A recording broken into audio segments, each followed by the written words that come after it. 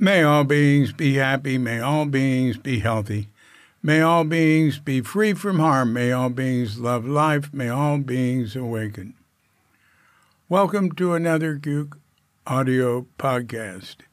I'm DC Poobah of Cuke Audio and Cuke Archives. I pray that you and yours are safe and comfortable, free from economic hardship, and able to get out and do whatever it is you want within the limitations of the universal precept of do as little harm as possible.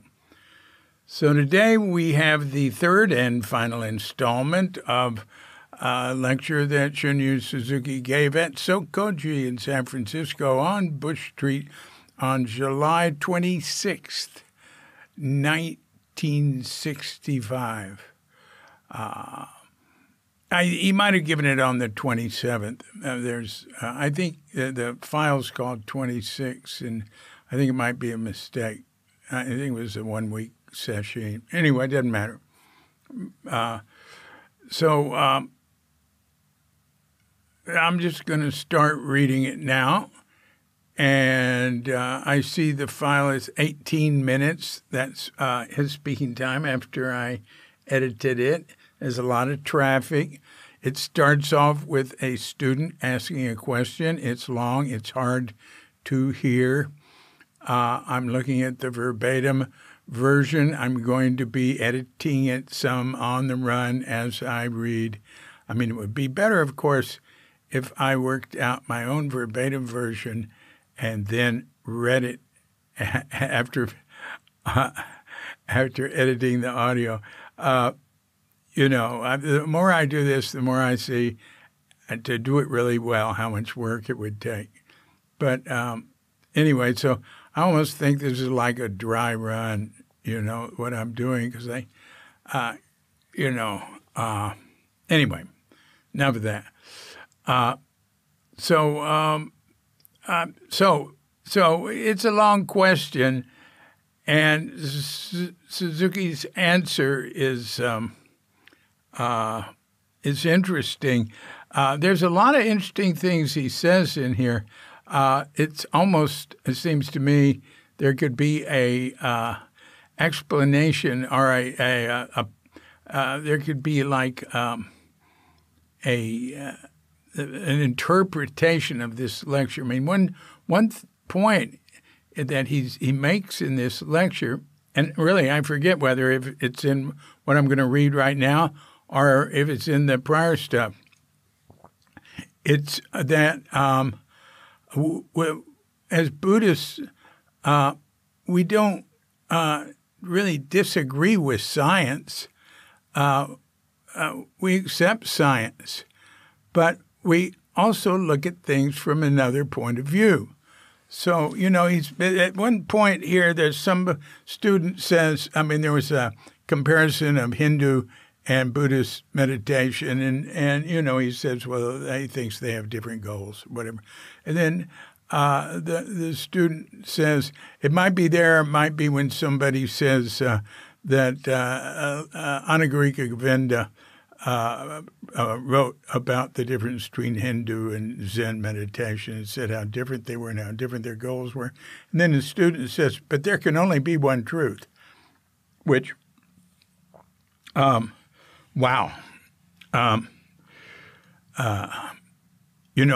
Suzuki does talk about one way in this, how religion is one way, but that's not the type of one way he means. And he says things are paradoxical in his answer, and he says this is a philosophical discussion in philosophy. Things are paradoxical. Science, there's no holy truth. Everything's up for, it's a process for this is the way we see it now, but possibly will change as we have more data or whatever. Anyway, I think that's all I'm allowed to say about it. Anyway, I think there's a lot of good stuff in here. It's in there in this thicket of all this with the traffic going by. So here I'm going to start reading it, and then you're going to hear him saying it. Student G.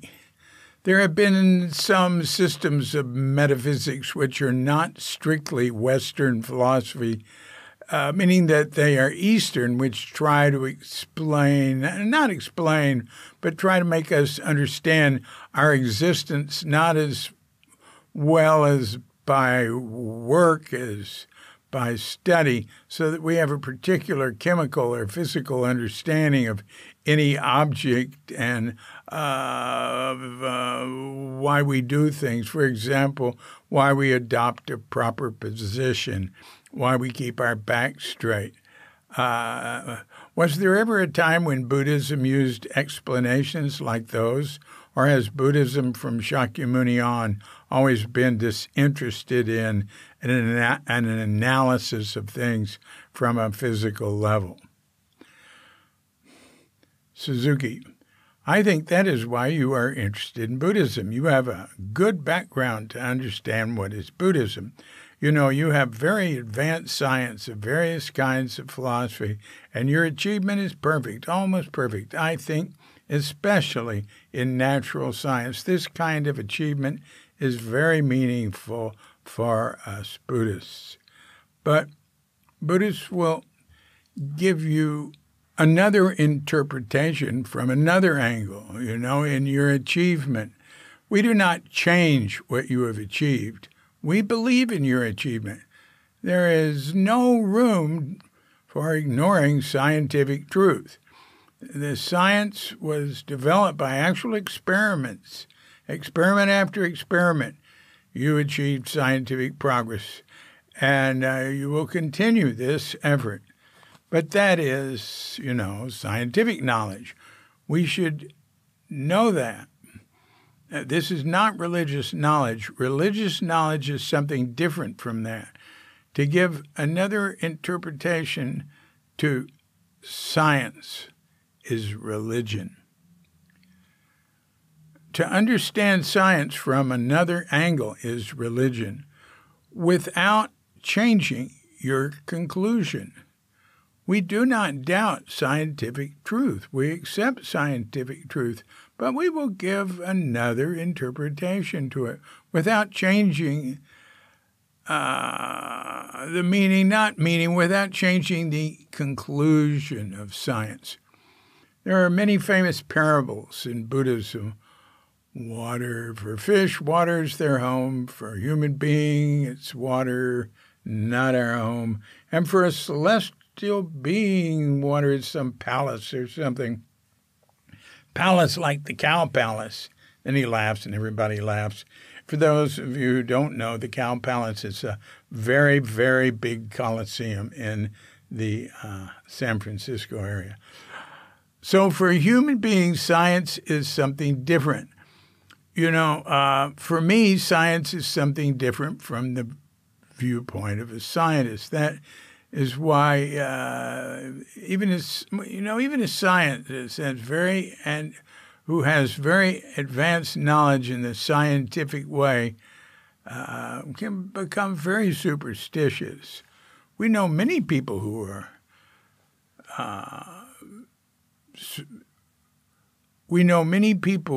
are very superstitious. We know many superstitious scientists. You may say, how is it possible for him to believe in such a primitive religion? But some of them are quite superstitious. Science and his spiritual life is quite different for him. Scientific knowledge and spiritual understanding are quite different. Two matters for us. Some question? What criteria do we use for deciding what are the proper things and what the proper ways to do them are?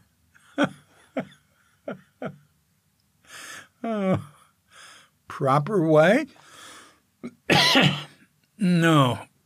When you say so, that is the question of ethics. I am not talking about ethics. Do you understand?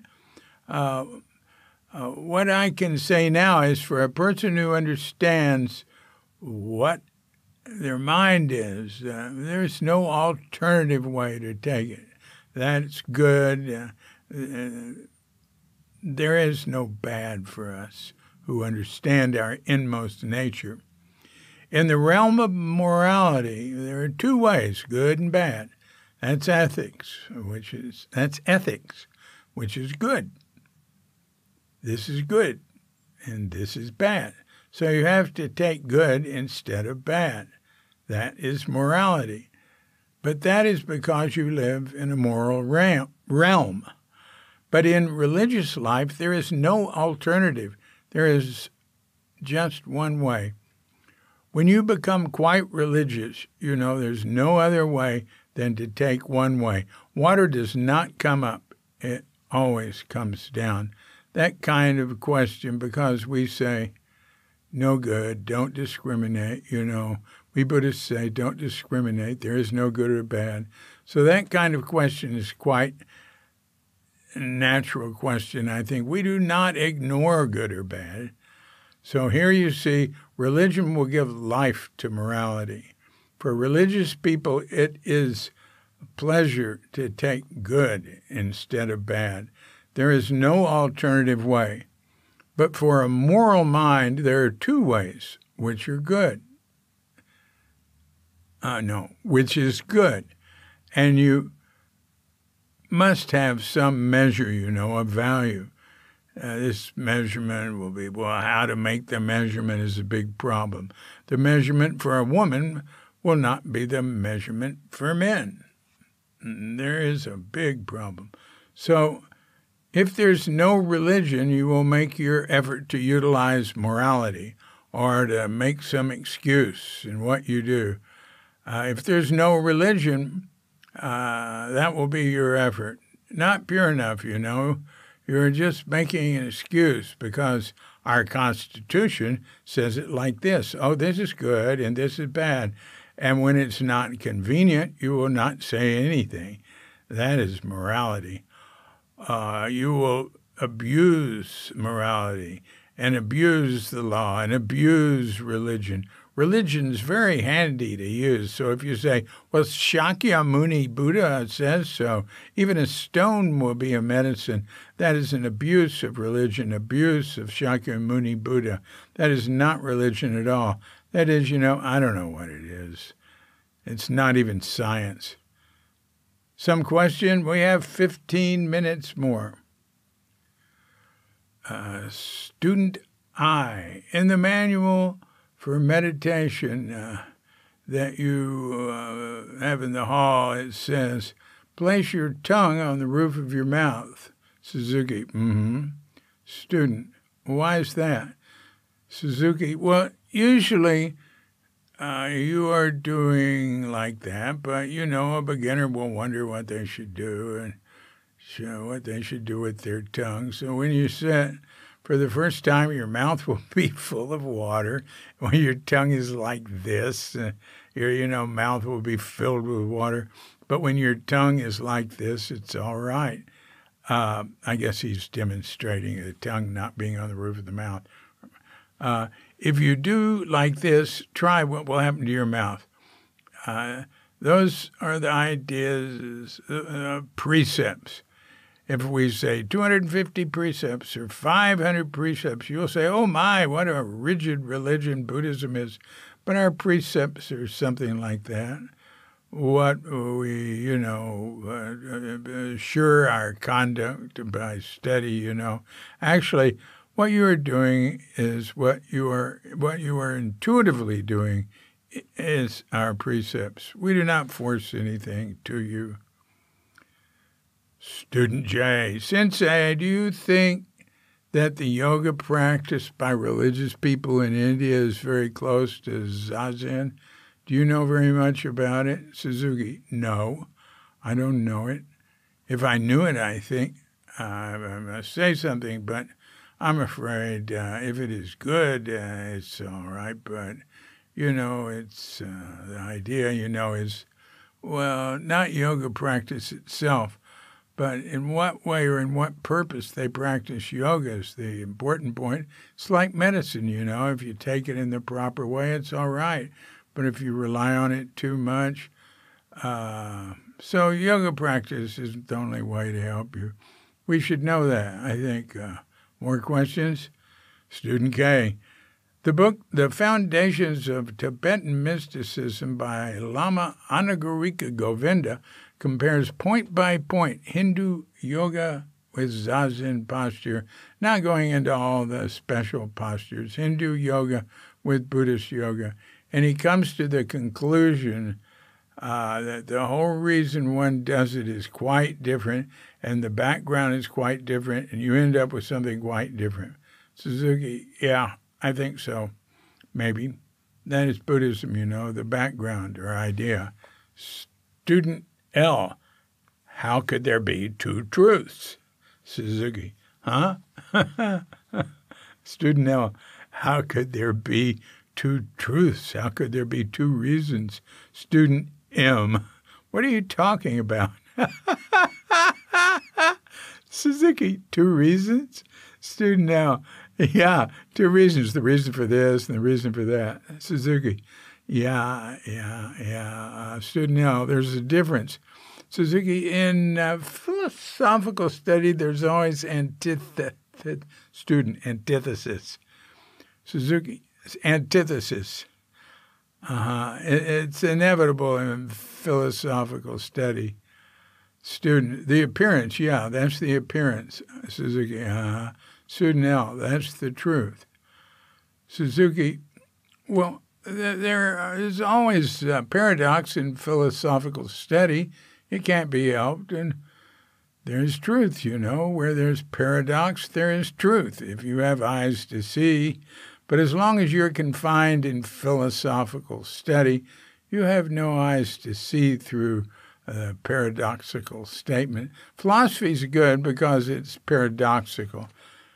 So we Buddhists use paradoxical expression. It should be paradoxical. So we apply paradoxical expressions as philosophers do, and we do not think that is paradoxical. We have 1 week discussion, so it may be better to finish today our discussion. I guess he means we've talked for a week already. WEEK. We have 1 week discussion, so it may be better to finish today our discussion. Maybe he's translating some saying from Japanese, like they say, oh, we've talked for a week. It's maybe time to go home or something. Anyway, it seems sort of funny. But, yeah, that's the end of it. There's a note. According to the Wind Bell, 1965, Volume 4, Number 4, Page 1. This 7-day session began at 5:45 a.m., Monday, July 26th.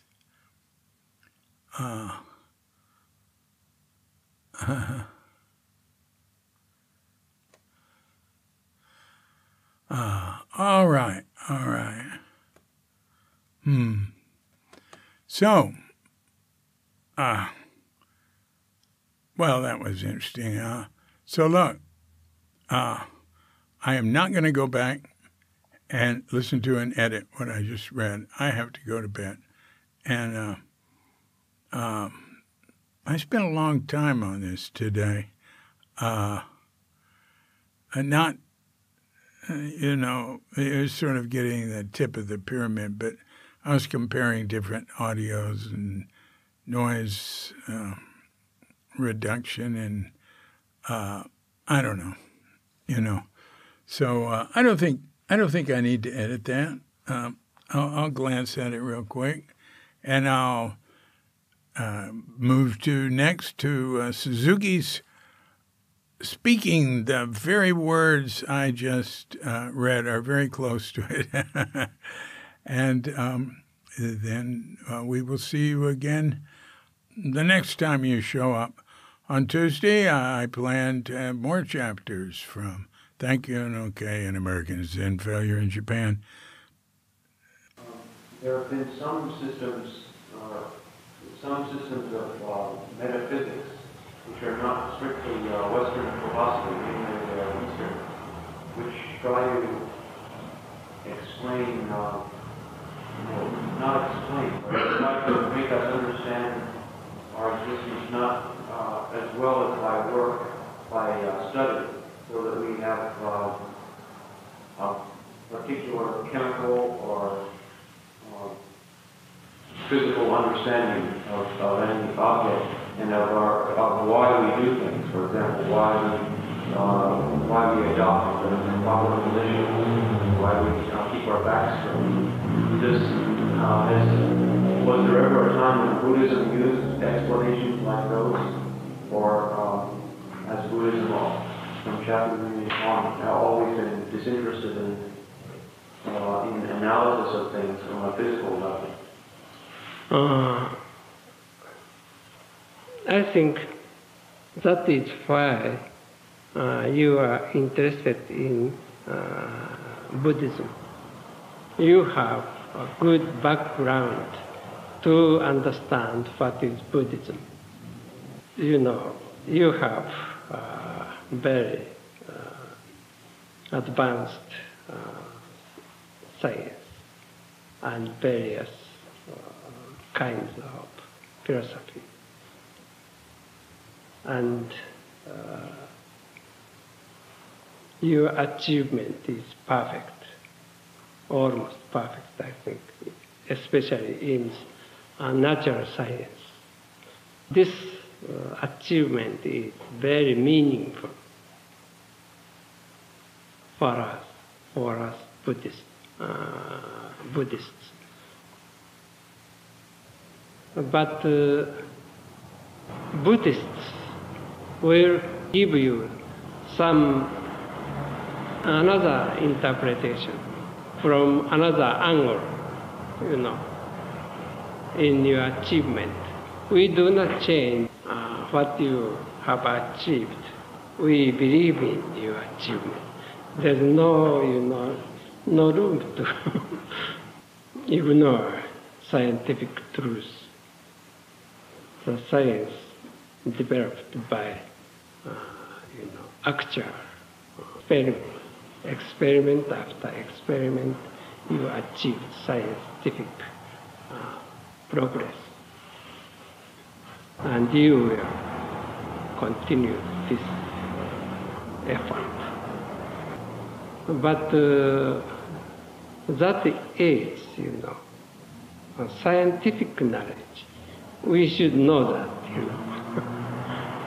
That is not religious knowledge. Religious knowledge is something different from that. To give another interpretation to science is religion. To understand science from another angle is religion. Without changing your conclusion. We do not doubt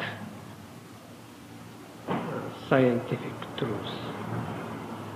We accept scientific truth.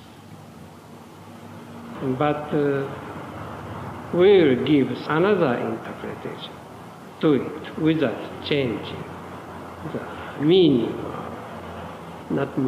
without changing the conclusion of science. There's many very famous parable in Buddhism. Water for fish.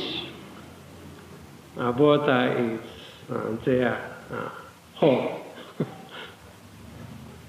For a human being, it is water, not our home. And for celestial being, it is water is some palace or something. Palace. Like cow palace.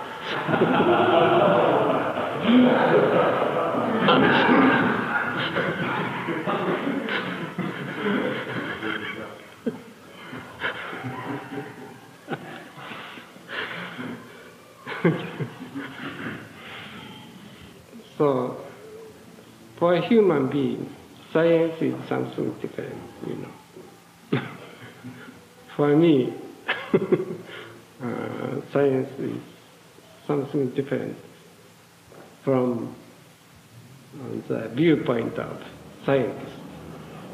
That is why even the scientist has very advanced knowledge in scientific way, they become very superstitious. We know many superstitious science. You may say, how is it possible for him to believe in such a primitive religion? But some of them are quite superstitious. The science and his spiritual life is quite different for him. Scientific knowledge and spiritual understanding is quite different. Two matters for us. Some question? What criteria do we use for deciding what are the proper things and what the proper ways to do them are? Proper way? When you say so, that is the question of ethics, Now, I'm not talking about ethics,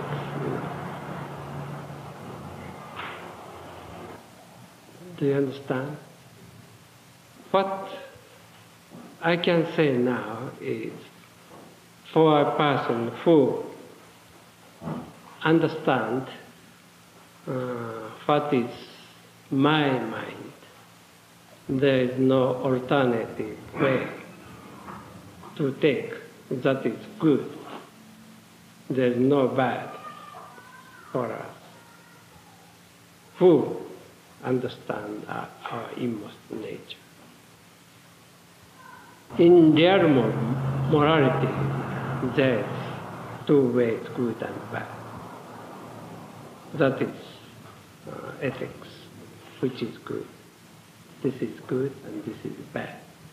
So you have to take good instead of bad. That is morality. But that is because you live in moral realm. But religious life, there is no alternative. There is just only one way. When you become quite religious, there is no other way than to take one way. Water does not come up, it's always come down. That kind of question, because we say no good, don't discriminate. We Buddhists say don't discriminate. There is no good or bad. So that kind of question is quite a natural question, I think. We do not ignore good or bad. So here you see the religion will give the life to morality. For religious people, it is the pleasure to take good instead of bad. There is no alternative way. But for a moral mind, there is two ways, which is good. And you must have some measure of value.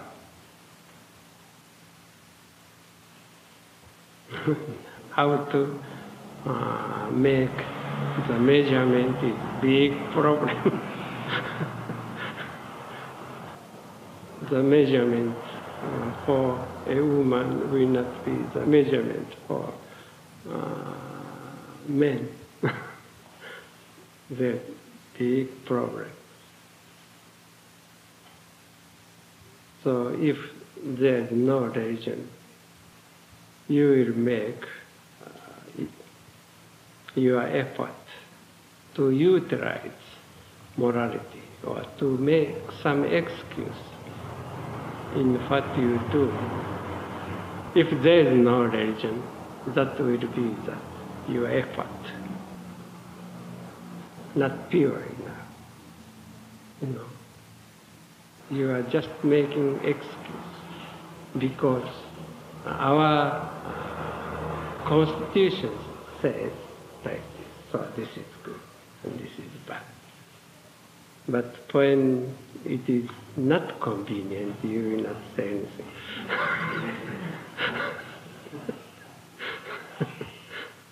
That is morality. Will be the abuse of morality and abuse of law and abuse of religion. Religion is very handy to use. So, if you say, Shakyamuni Buddha said so, even a stone will be a medicine. That is abuse of religion, abuse of Shakyamuni Buddha.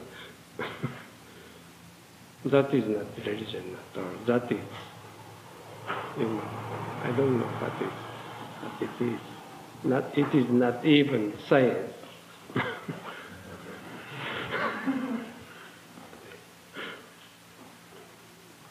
Some question. We have 15 minutes more. In the manual for meditation, it says, place your tongue on the roof of your mouth. Mm-hmm. Why is that? Usually you are doing like that, but beginner will wonder what should he do with their tongue. When you sit, for the first time, your mouth will be full of water.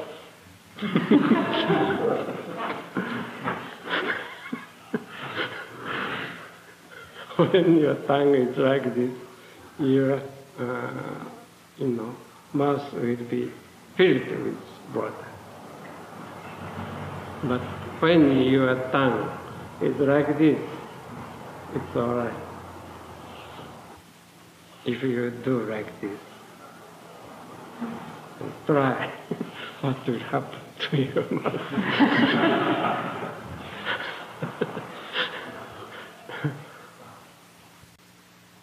Those are the idea of precepts.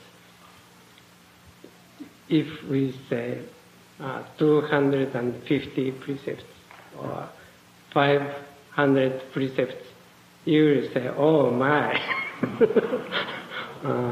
what a rigid religion Buddhism is.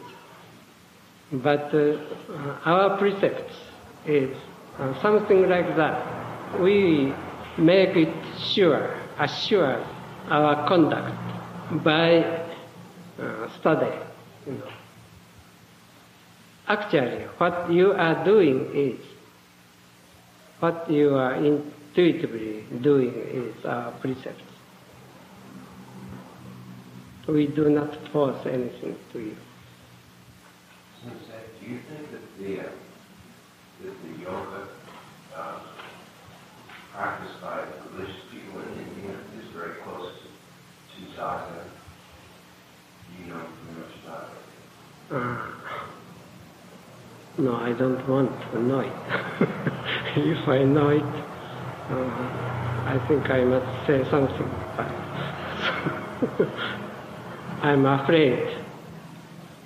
If it is good, it's all right. But, it is idea, not yoga practice itself, but in what way or in what purpose they practice yoga is a very important point. It is like medicine, If you take it in proper way, it is all right. But if you rely on it too much, so yoga practice is not only way to help you. We should know that, I think. Your question? The book Foundations of Tibetan Mysticism by the Lama Angarika Govinda compares point by point Hindu yoga, or Zazen posture, not going into all the special postures, Hindu yoga with Buddhist yoga, and he comes to the conclusion that the whole reason one does it is quite different, and the background is quite different, and you have to end up with something quite different. Yeah, I think so, maybe. That is Buddhism, The background or idea. How could there be two truths? Huh? How could there be two truths? How could there be two reasons? Two reasons. Yeah, two reasons. Reason for this. Yeah. In philosophical, study, there's always entity. It is inevitable in philosophical study. The appearance. There is always paradox in philosophical study. It cannot be helped. And there is truth, where there is paradox. There is truth if you have eyes to see it, But as long as you are confined in philosophical study, you have no eyes to see through the paradoxical statement. Philosophy is good because it is paradoxical, So we Buddhists use paradoxical expression. It should be paradoxical. So we apply paradoxical expression as philosophers do. And we do not think that it's paradoxical. We have 1 week discussion, so it may be better to finish today our discussion. Until next time, this is DC Puba of Cuke Audio and Cuke Archives coming to you from sleepy Sanur with Doggett Bandita, Feline Cuchita, and dear lovely Katrinka. And we're wishing you and yours and all of us a grand awakening.